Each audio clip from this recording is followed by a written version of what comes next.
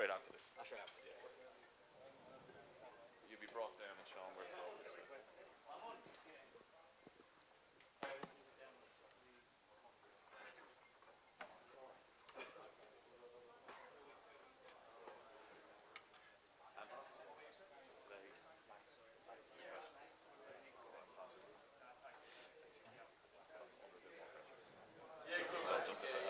Yeah, 1, 2.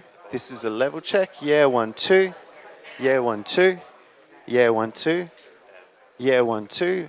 I've bumped you up just a little bit. Has that given you a bit more signal? Yep. Yep. I'll bump it up a few more notches if you want. Yeah, I think I've got the right channel. Okay, so you got your microphone? No, I just told him I'm here ready to Yeah, go. 1, 2. Yeah, yeah. This is a level check. Check your levels. Get them, see how they're sitting. Yeah, 1, 2. Yeah, yeah. Yeah, 1, 2. Yeah, 1, 2. Yeah, yeah. I'll make sure. Yeah, 1, 2. Yep. Awesome. Thanks, man. So,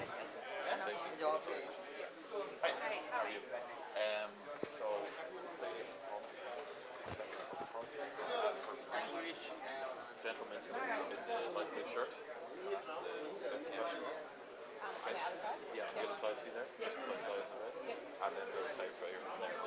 I think actually it'll be. Alright, so we're kind of need it's gone next 5 to 10 minutes, I'd say. So. It's on? Ready to? Okay, so just watch me. So you'll take the first question.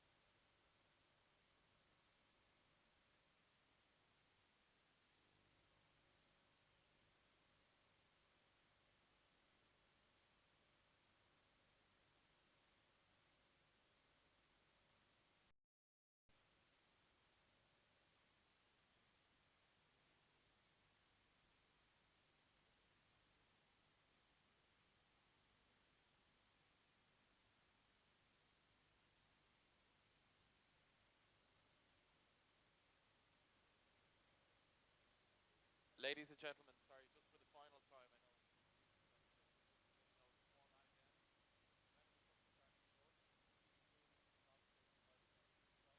First couple of minutes for the photo shoot for TV crews who can then come back up here for the Michael Clark press conference. We're going to continue then for a few more minutes with the photographers, and then hopefully Michael Clark will be starting in around at 1:30. There's a media reception tonight, which you probably should all have heard about, 6 o'clock till 8:30 here. For those who register, you will receive an opportunity to win a helicopter ride tomorrow morning for up to 4 people, so it might be in your interest to come along. And that's it. If anyone's got any requests.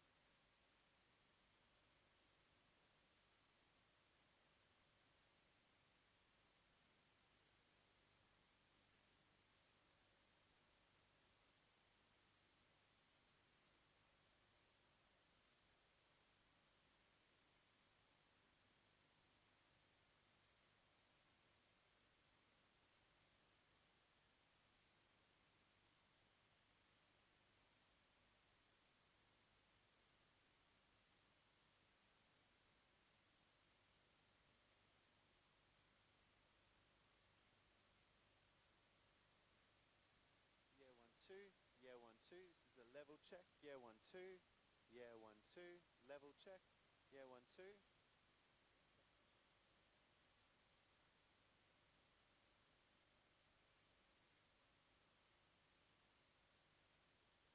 Yeah, 1, 2, yeah, 1, 2, this is a level check, yeah, 1, 2, that's about where it's going to be. Give me a thumbs up if you're happy with that. Lovely, thank you.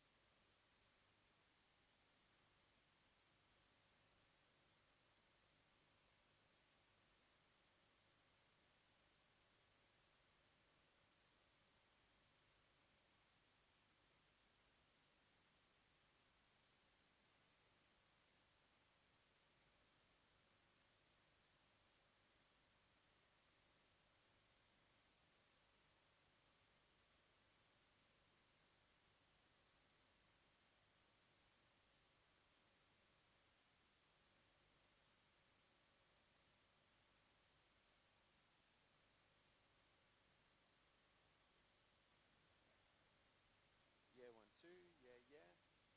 This is a level check, yeah, 1, 2, yeah, 1, 2.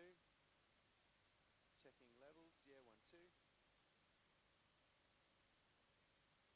Ladies and gents, we're going to start shortly. Can I please ask you to silence your phone or put it on airplane mode or switch it off indeed. Thank you.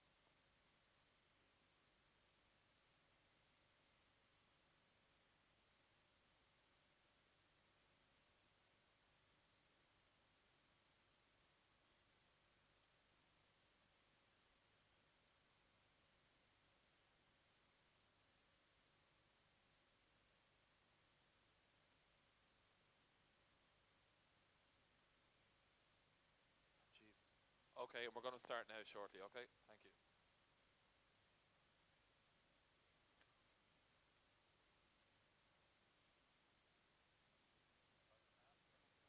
Possible, please. Just it looks bad on TV when people are angling that way, answering questions. Thanks. You're fine. You're taking photos. You're fine. Real guilty look in your face.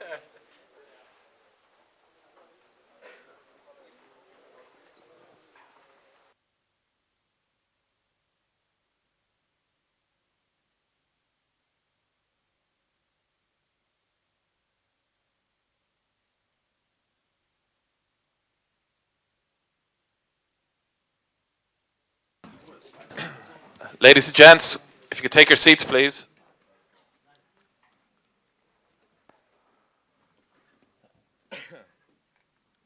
Sorry, no phones up on the top mic, please. Thank you. Ah, come on, Callum, you're better than that.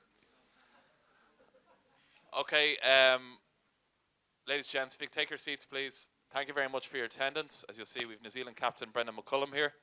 And if TV cameras are ready. Okay. First question, please. There. Who won the real battle of Big Brother against Little Brother?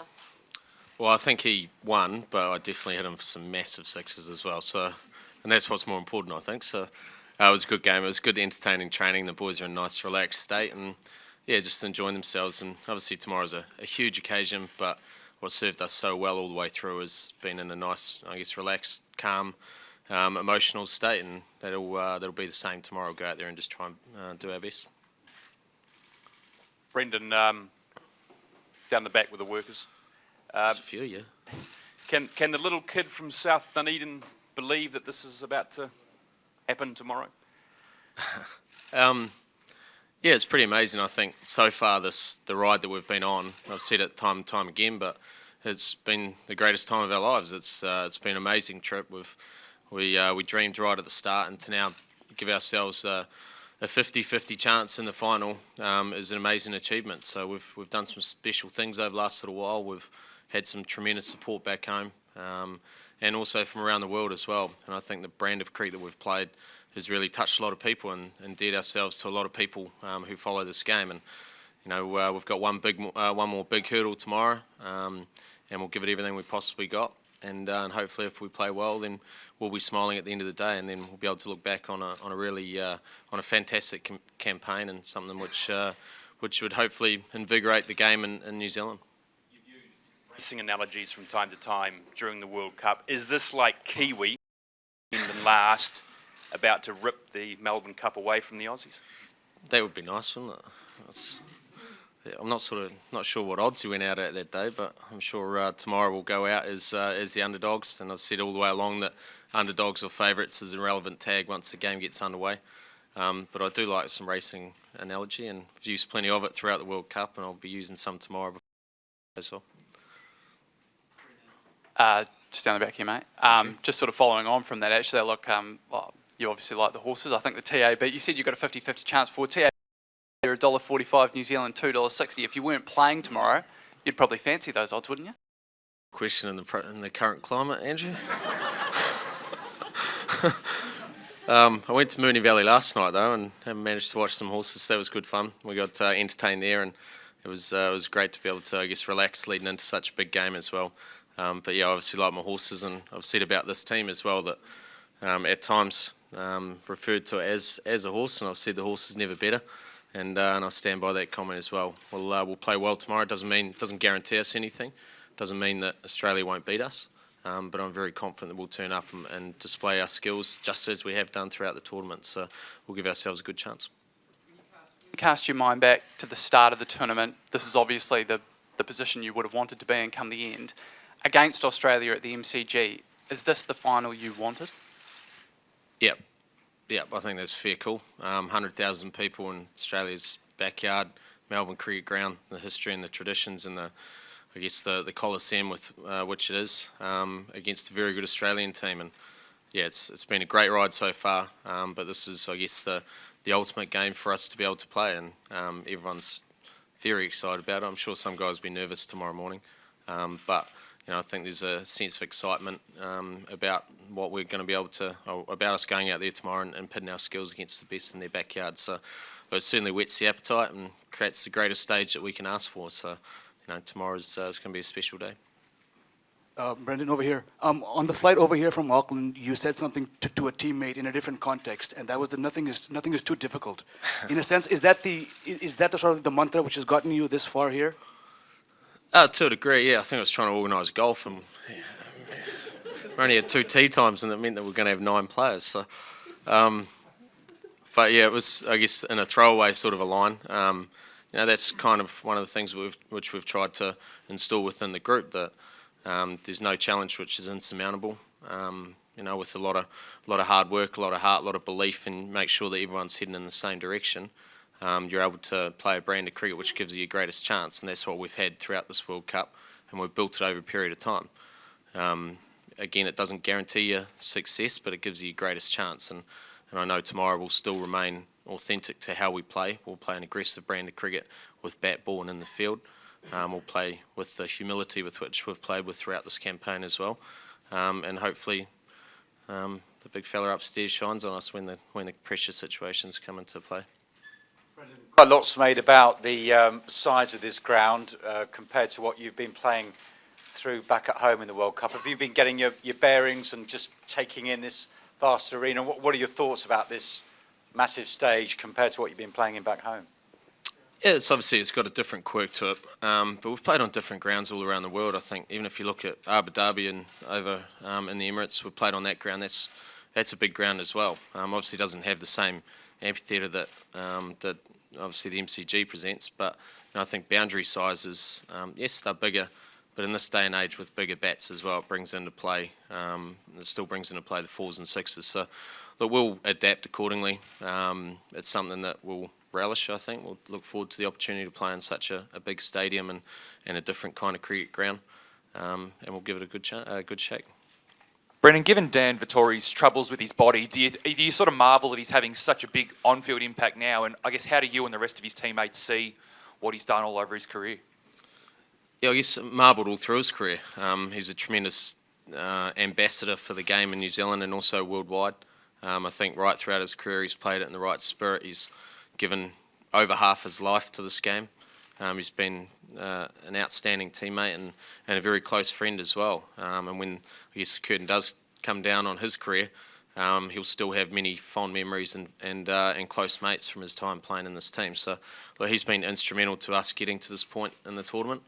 And it's no surprise to me that he's here and been able to play in every game because he worked so hard to get back, and he had this as his vision and as his dream, I guess, to be able to make an impact on the game that he probably hadn't quite made, albeit everything else which he'd done in his career. So it was testament to the guy. He's a tremendous character and a great bloke, and he's certainly a strong leader within the group, and it'd be nice to be able to, I guess, not just him but other guys as well, achieve the ultimate success for them.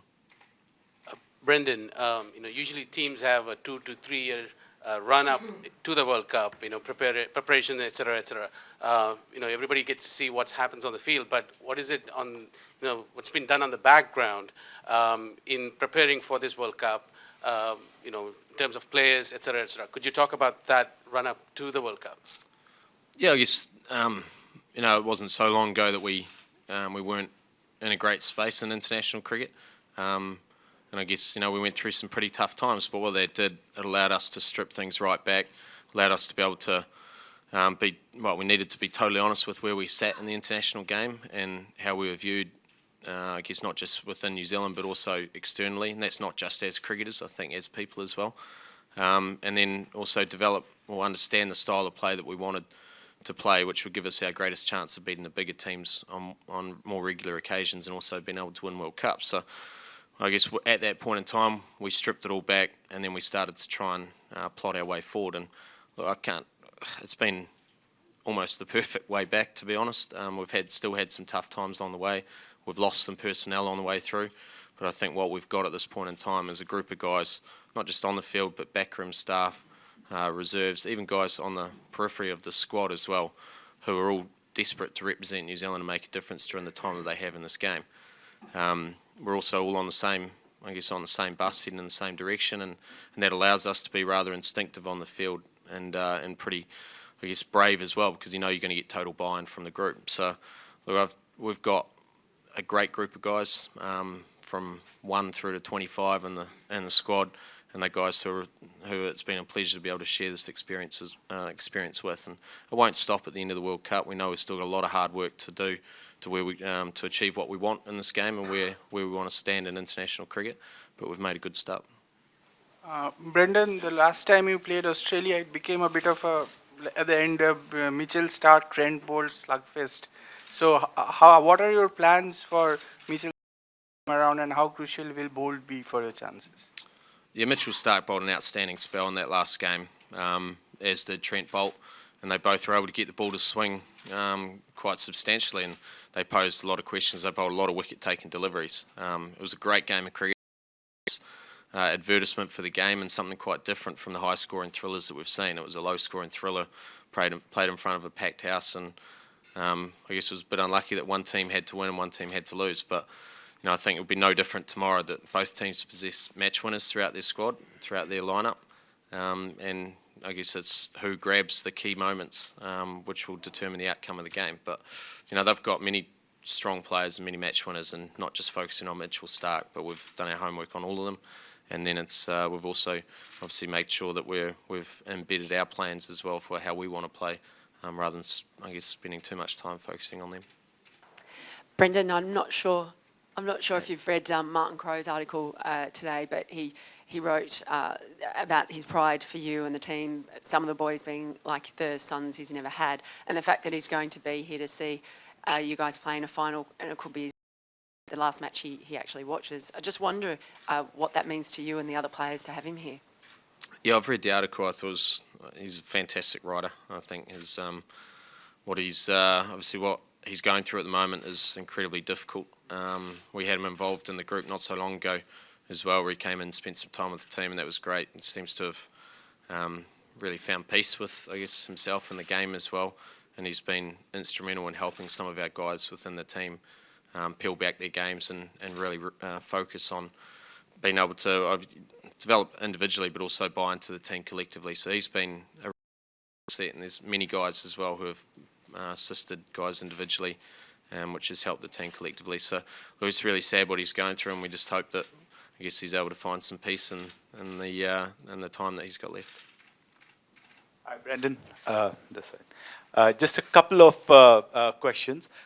One, do you think this match and everything that is leading up to it can possibly develop into a Australia-New Zealand rivalry like a cross-border rivalry of India and Pakistan? Number one. And number two, did you thank this, because when you were in UAE, you spoke about the 40 and how that day in South Africa turned around everything. Did you ever get to thank them for that 46 not all out? I think it was 45 on all out. Yeah, look, the rivalry between the two countries is, I think it's a healthy rivalry. I think we've seen some epic battles over the years and across codes as well. It's not just cricket, it's not just rugby, it's all codes. We've seen some tremendous battles between the two, and I guess both countries stop while the teams are playing respective sports. So I expect tomorrow is no different. I think it's a really healthy rivalry which will continue well after our time, and it's one that we look forward to as well.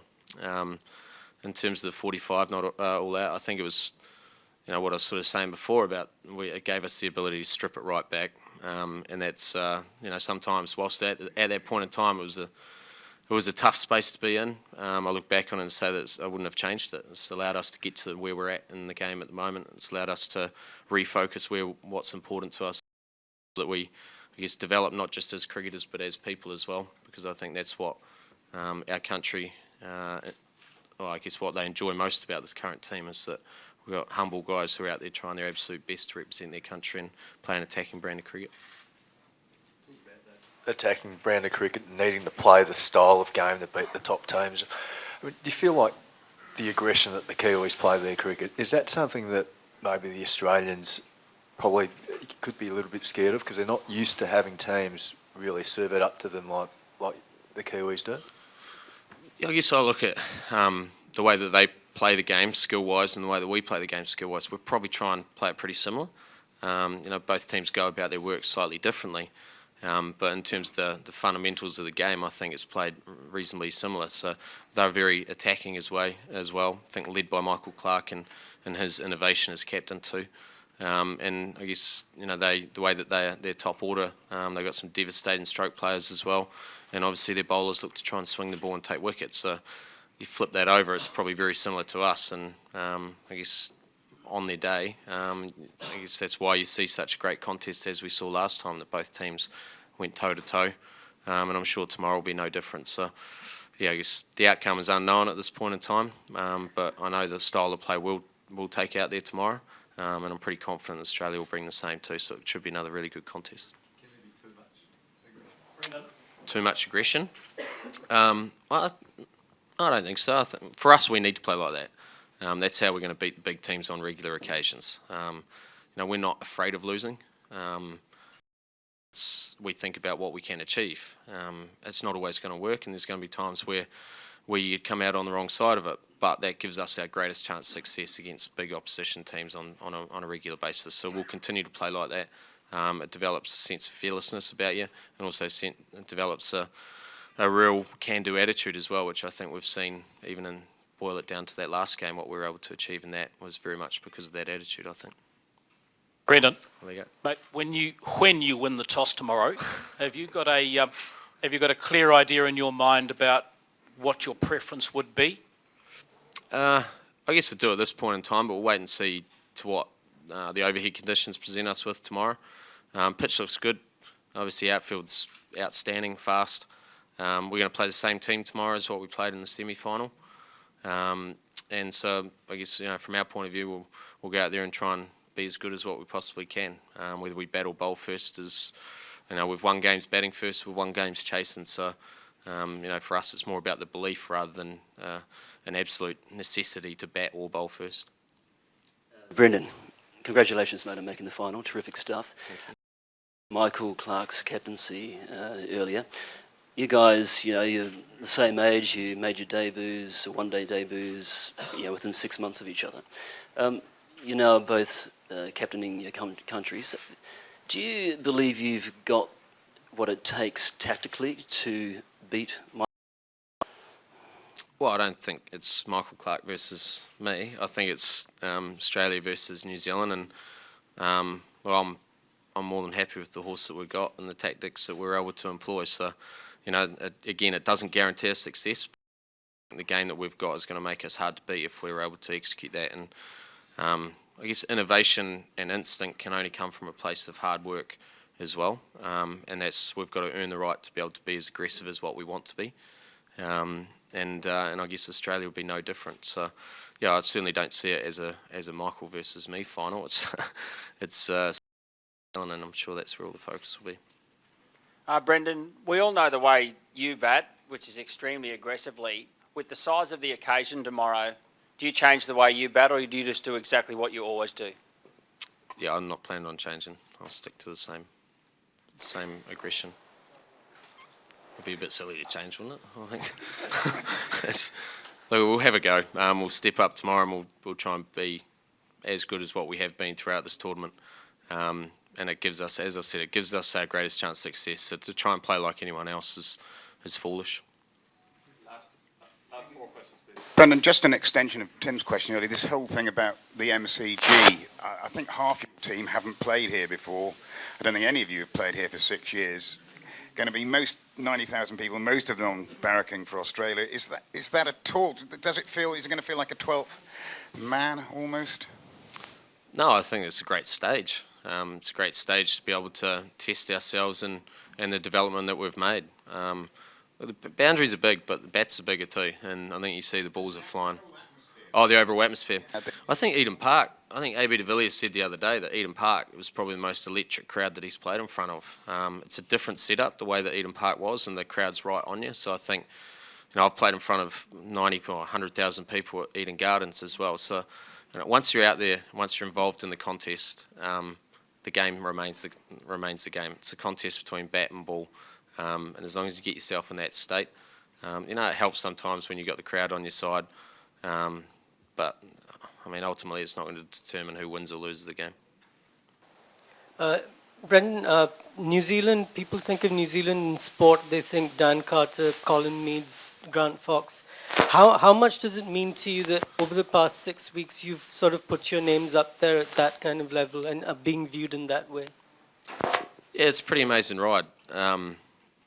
Like the guys they've been great about it as well. We know that when the World Cup's over, we'll sort of return a little bit to where things were. But at the moment, we've just tried to embrace the fan following and what we've been able to achieve for New Zealand. I think it's captivated the country back home. We've felt the support all the way through. Even whilst we're over here in Melbourne, we're still feeling the support of the people back home. For us to now, I guess, at this point in time, be talked about and followed in the same breath as some of the great All Blacks and the All Black teams, it's immensely satisfying, but we know we've still got to continue to build on that too. So, yeah, we're thankful for what we've been able to achieve and the support that we've had. But geez, it'd be nice to win it and then see it go up another gear. Hi, Brendan. Yeah, irrespective of the result tomorrow, the success of this tournament for New Zealand, you guys have looked on invincible form, and part of the Kiwi juggernaut, would you attribute it to the fact that you guys have had an eclectic mix of veterans such as yourselves, Ross Taylor, Daniel Vettori, and some of the young blood that's come in, a good, healthy, eclectic mix of youth and experience? Yeah, it's a good point. I think we do. I think we look through our team, and some of our strongest leaders are actually some of our youngest guys as well. Look at Kane Williamson and Tim Southey, really strong leaders within the group. I think the beauty about this current team is age does not necessarily guarantee a leadership role within the group. It's about how you carry yourself. It's about how you perform. It's I guess the overall package as well. And I look around the change room and I see a lot of leaders within the group, and even some of the fresher guys into the side. They still possess the behaviours and the skills and the desperation within their own character that that you can rely on them in crunch situations as well. So I think that's been one of the real things that we've been able to been able to embed is make sure we've got a good group of people that are all playing for one another, and age is no barrier there, but leadership certainly helps. Brendan, little people down the back here. Hello, Watts. There seems to have been an effort during the week to intimidate New Zealand with the size of the ground here, the size of the task that you face. Is New Zealand intimidated? No, we're not intimidated, I don't think. We're excited. I guess, right through the week, that's, there's been a healthy sort of chat about those things from externally, but from our point of view, we're just going about our work in the same way. We know that if we play well, we'll be tough to beat. That's pretty much how our preparation's gone. Brendan, after the second semi-final, while coming here from Sydney, I met many Indian fans who are coming here to support New Zealand. So, would you say that some sort of bonus for you, and that is going to help you some way? I'm pleased you touched on that, because I reckon we might have the home crowd tomorrow, actually. I think it's probably no secret that most of the other teams around the world would probably prefer New Zealand to win than Australia. So hopefully we get a good smattering of support tomorrow, and I'm sure the Indian guys, we certainly will be rooting for us. Thanks, Brendan. Thanks, guys.